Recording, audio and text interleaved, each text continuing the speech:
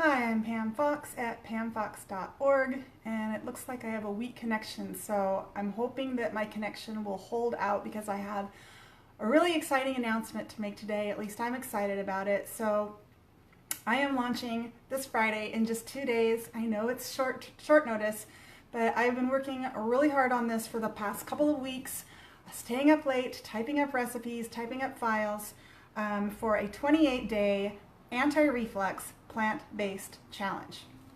So stick around. I'm going to be talking about that in this live stream, explaining what it is, who it's for, who it's not for, and how you can join. And by the way, it is going to be free. So hopefully you're excited about that. So who it's for. So if you have GERD, if you have LPR, if you have any type of reflux disease, it's for you. If you've always wondered what a plant-based diet could do for you, it's for you. Basically, it's going to be a healthy way of eating.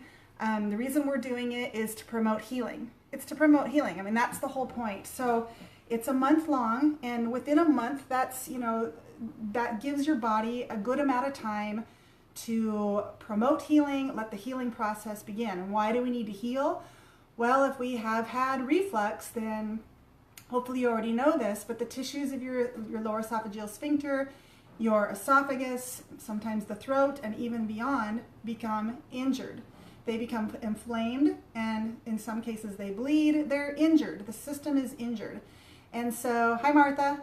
And so when you have an injury, that means you have inflammation, and if you have long-term inflammation that cannot heal because it's repetitively injured, hey Chris, then that sets you up for more problems along the way. It sets you up for more disease along the way. And so it's really, really important that we not ignore these internal injuries. So this is going to be a month of healing with food. Hey, Pamela. So why try it? Because it's the only way you'll know what a plant-based diet will do for you. That's the only way that you are going to know what a plant-based diet will do for you, right? Is to try it. So it's 30 days. You can try anything for 30 days. So just a little bit to give you kind of a better picture. So the whole idea behind healing, your lower esophageal sphincter, where your esophagus meets your stomach, I refer to it as the gatekeeper. It is the valve that is supposed to keep the acid in the stomach. But when it's not working effectively, the acid rises up, right? And that's when we have heartburn or throat burn and a whole myriad of other symptoms that begin to occur and they can begin to worsen. And so this LES, this gatekeeper, then the question then becomes, well, why is that valve relaxing? Why is it not working? Why is it not keeping the acid in? And so I'm just going to draw some diagrams here, even though everything's going to be backward because I'm streaming live, but you'll get the picture. I just kind of want to give this picture of this vicious cycle that is created. So we have an injured LES, in a sense, injured lower esophageal sphincter that is not working effectively. I'll get to your question, Tara. And then we have reflux, we have burning and injury, okay, which sets us up, puts us at risk for more disease. And then we have inflammation in the LES, okay? And so it just kind of becomes, I'm not even gonna draw a picture of it because you can kind of see what I mean. It all just kind of comes back around. And so then the question then becomes why? Why is the LES why isn't it functioning? Why isn't it doing its job? Well, there are several reasons, but one of the main reasons is because of everything that we eat multiple times a day, day in and day out, our entire life, that LES is exposed. It is exposed to those things that we eat, right? The food goes right through the LES and into the stomach.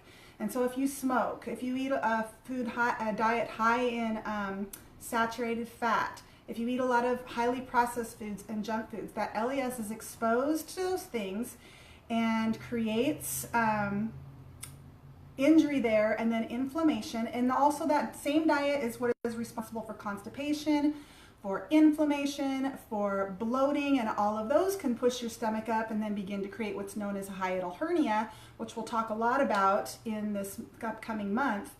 And so you have this vicious cycle. So really quick, Tara says on a day 25 on a plant-based diet. Okay, so you're on day 25 on a plant-based diet and you're feeling tired, no energy at all, and discouraged. That can happen, Tara. So one thing I would have you check is to make sure you're eating enough calories, which can be tricky when you have GERD because you're used to eating smaller meals. But if you're not getting in enough calories, you can feel tired. If you're not getting in enough nutrients, you can feel tired. Now, when I first went on a plant-based diet, I had exactly the opposite experience. My energy went from chronic fatigue to energy I didn't know existed, incredible energy. But I was eating a lot of fruit. I was aiming for close to 2,000 calories of fruit a day, and that's not what we're going to be doing here. But you can try that, Tara. You can try to eat more fruit. You can take a really close look at your calories by going on to chronometer.com, plugging in everything you eat in a day and seeing exactly where your calorie count is, okay? Because this is the one thing, and maybe you already fully understand this and maybe you don't, so maybe for other people who are watching, when you're on a plant-based diet, and we'll talk a lot about this in the course of the next month, the caloric intake is so much lower when you're eating just plants, okay? It is so much lower. So yes, you do have to eat more food. And for some people, they don't want to bother with a plant-based diet because they don't want to have to bother with eating more food. Personally, I always see it as a bonus and as a perk to be able to eat as much as I want to never have to calorie restrict, to never have to calorie count, you know. So I like eating a lot of food. That's one of the things I enjoy most about the diet. So take a look at those couple of things, Tara, and if that's not it, if you are meeting your caloric and your nutrient needs, there may be another underlying factor. There could be some other underlying factor. It could be a dysbiosis in the gut where you don't have the right balance of gut bacteria, and so that can cause fatigue. There could be underlying adrenal issue. There could be an underlying lymphatic issue. There could be an underlying liver issue.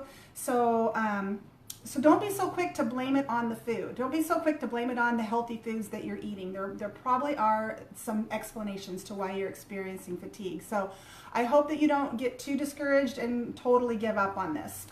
All right, so moving on back to my notes. Yeah, so that's the whole point, is to do this for 28 days to promote healing. This 28-day challenge isn't about, it's not a typical plant-based diet. I've taken the recipes and I've adapted them for anti-reflux, which means I've removed all common trigger ingredients. So some of these recipes, when you try these recipes, they may seem quite bland to you based on what you're used to. But just keep in mind, this first month, this isn't about eating the most delicious food. It's about healing, okay? While you still get to eat. It's about healing while you still get to eat. So a lot of people who suffer with GERD have a hard time eating anything, right? And so they just avoid eating altogether. And usually if you do that, if you just put off eating altogether, there usually comes a point where your body is so hungry, you will break down and eat everything in sight. So we want to make sure and have consistent eating. Okay. All right, so who is this not for? So basically, I mean, a plant-based diet is a very healthy way to eat. I would say it's for anybody that wants to try it. It's just 1 month. I would say that the only people it wouldn't be for would be somebody that has a lot of food allergies and just cannot eat any of this food.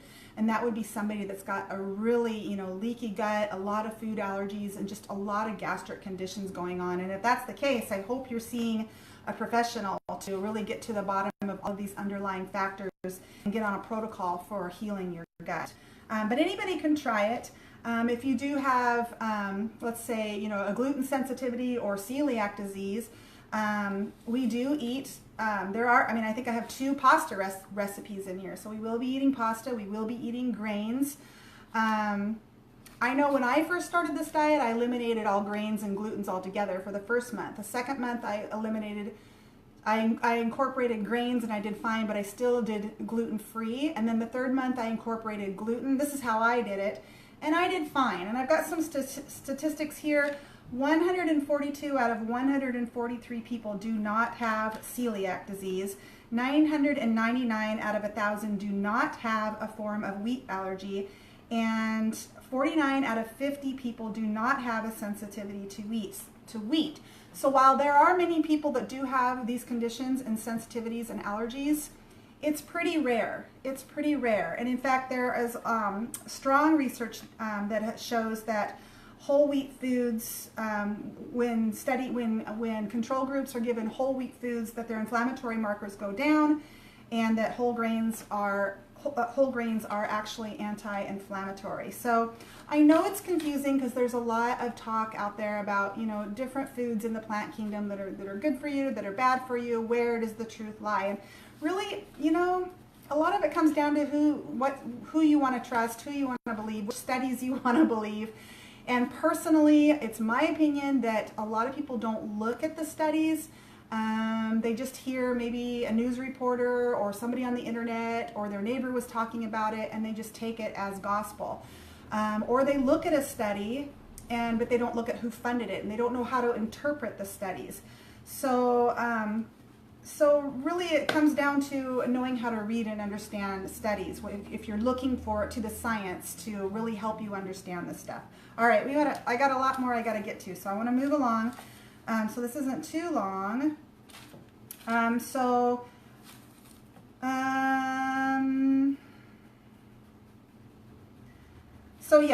trying the diet, seeing what it will do for you. For some people, they'll do really, really well on a plant-based diet. For others, they won't notice a whole lot of difference. Maybe they'll notice a difference in some of their conditions and ailments will get better, but maybe the GERD won't get better. That's what happened to me. It got better, but it didn't get all the way better until I addressed my hiatal hernia. And then some people actually do worse on a plant-based diet. And again, that goes back to some of those underlying factors with the gut dysbiosis, with not having the right bacteria in your gut biome in order to be able to handle all of this excess fiber. Okay. So what is it? What is this 28-day plant-based challenge? So basically, it is free. It is free, and what it is, when you join, you're going to receive this stuff, and don't be overwhelmed. It's very old school. Like I said, I spent the last week typing all this stuff up. So you can print these up on your computer. The first one is going to be your meal plan, and this is free, so you guys got to give me a little bit of leeway here and a little bit of forgiveness. It's not fancy, but I have 17 recipes, okay? And so you can follow the meal plan, or there's some instructions and guidelines on how you can create your own meal plan and join us for these 28 days. Because again, some of this stuff maybe you won't be able to eat. If you do have a gluten sensitivity, you know, maybe you switch out the pasta for a gluten-free pasta for the pasta dish, or maybe you don't do corn, and you know, and maybe you'll just eliminate corn in the recipe that includes corn. So you need to be flexible with me on this challenge. No one can write one diet that is going to blanket and be perfect for everybody. So we all have to kind of work with each other, give and take, be flexible. So you'll get that, you'll get the meal plan, and then you'll get the recipes. And I have, like I said, 17 recipes. There are just 3 recipes for breakfast.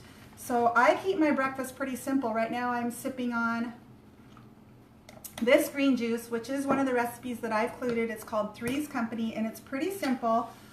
You do need a blender for that. I use a Vitamix. You don't have to have a Vitamix, but it makes it nice and smooth. And then the rest are meals for your lunch and or dinner. And personally, I have a few recipes that I rotate throughout the month. I think everybody does this. You know, we have kind of an arsenal of recipes that we rotate through, right? We don't have a different recipe for every breakfast, every lunch, and every dinner for the whole month. At least I don't, and I think most people I know don't. So you'll be rotating through these. So try them, and again, substitute where if you know, like I cannot eat avocado or whatever it is, then, you know, do something else. Go online, you know, you can do some work too. Go online. All you have to do to find a recipe for a food you love is go online and search, you know, a vegan recipe for lasagna. And tons of things will come up, and you can look at those and try them out. or you can follow this. It's up to you. All right, so the recipes are here, and on Friday I'll be back here live, and I'm going to be going through the shopping list because there are going to be some ingredients on the shopping list. I don't have that here, but that maybe you're unfamiliar with. So there are a few staples that people who primarily eat vegan or plant-based use. So I'll do a food haul, and I'm going to go shopping tomorrow, and I'll show you everything on Friday that's on the shopping list. So the recipes, and then you're going to get the foods that you can eat and cannot eat. So foods to eat, foods to avoid. And a lot of this I took from different doctors that I follow, including Dr. Jonathan Aviv, who I don't follow, but I do have his book, The Acid Watcher Diet, and I have read it, and I did get a lot of information from his book. Now, he doesn't promote a plant-based diet, but he promotes really close to it. And in the last video, I kind of talked about, in my opinion, why that is and how a lot of doctors understand that plant-based nutrition is very healthy and can help people heal from their conditions, but they don't necessarily promote it because they don't believe people can adhere to it. And so they don't want to set them up for failure by telling them to go on a diet that they'll never be able to stick to. But I'm here to encourage you and tell you that a plant-based diet can be very, very enjoyable. Very, very enjoyable. It's not, you're going to find it's not as hard as you maybe preconceived it to be. All right, so yeah, so there's the shopping list. I have here 10 of my favorite tools in the kitchen that I love. I just threw that in. And yeah, so let's see, was I going to go through this today or Friday? Let's go through this one today, and then we'll go through the shopping list on Friday. So foods to eat during the 28-day healing phase. So on here, it just lists the approved foods, which are basically your plant foods, almost all of them, but not all. So it just goes through fruits, vegetables, starchy vegetables, and it lists some examples, many examples. Whole grains, legumes, which is your peas, chickpeas, lentils, and beans, seeds, nuts, nut butters, plant-based milks, spices and herbs, a few condiments. So those are listed. So here's the one you're probably more interested in, and that's the foods to avoid. So the foods to avoid are going to be your common trigger foods for GERD. And a lot of you already know what those are. So if you smoke, you don't need me to tell you that you should probably quit smoking. That's one of the top things that can damage your LES and cause it to not do its job. And so you're going to have reflux. So there are a lot of resources out there to help you guys quit smoking, guys. And I know that you know that. I have people in my life that I love that smoke, and I know how difficult, I've never had to quit smoking, so I don't personally know, but anyway, quit smoking. So the foods to avoid are going to be your high-fat foods, okay? So that's why we're eliminating meat, dairy, and eggs, because those are high-fat foods. Even the lean versions of those are still high-fat foods. And it's a plant-based diet, so you're not going to eat any meat, dairy, and eggs. Now, if you really want to do this challenge, but you don't want to go that extreme, and you just think to yourself, well, what if I just cut back a little bit? Please join us, and please do that. That's fine. Do I think it would be better for you to jump in and do it wholeheartedly? I do, because that's how you're going to know what a plant-based diet will do for you.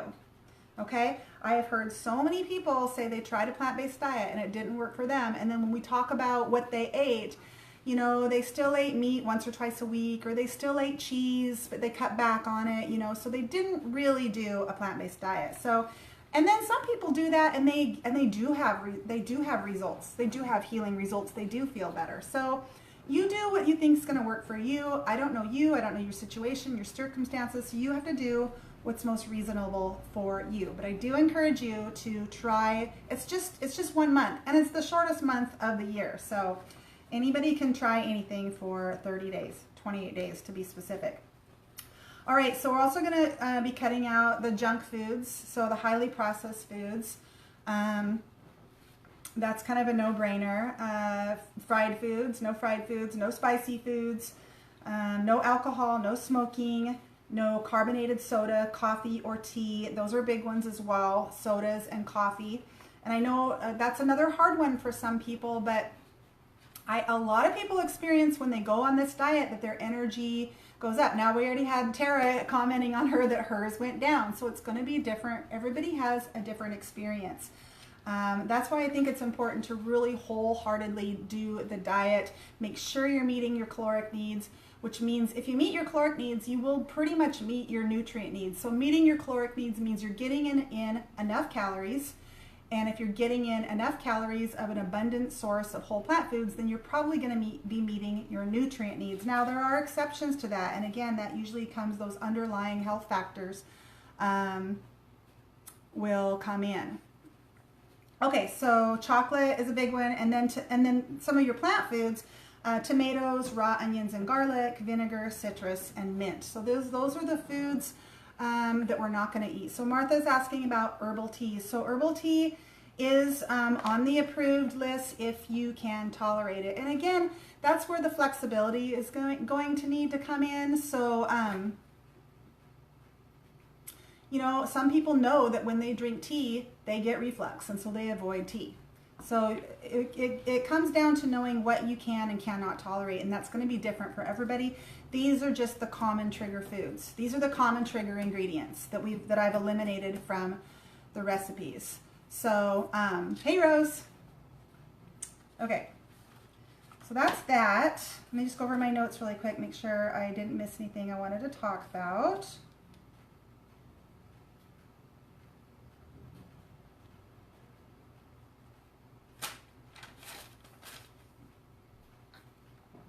Okay, so the other thing is you don't have to be perfect. So, and that's the beauty of a support group. So if you join this 28-day challenge, you're going to be joining my free Facebook group that I just created yesterday. It's brand new, and hopefully we'll get a lot of participation of people who agree with me that support, encouragement, inspiration, education, all of these are so important to help us when we're trying to succeed at doing something new, right? So if you've never been on a plant-based diet before and this is new for you, you have a lot of apprehension, you have a lot of questions, you have a lot of fears. And so if we come together, I'll be here, others will be here. You guys can post pictures of the food that you cooked.